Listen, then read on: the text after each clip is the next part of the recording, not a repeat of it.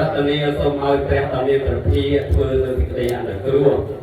ដើម្បីជាប្រយោជន៍ដល់សពសត្វទាំងឡាយព្រះដ៏មានព្រះភិក្ខព្រះអង្គប្រកបដោយវិសុទ្ធគុណបញ្ញាគុណនិងករុណាគុណសូមអនុមោទនាសាធុព្រមេចាលោ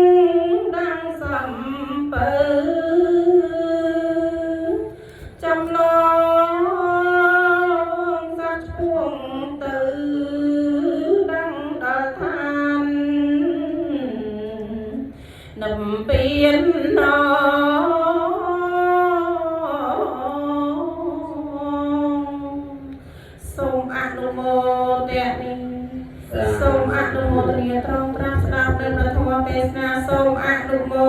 ទនាសាធុ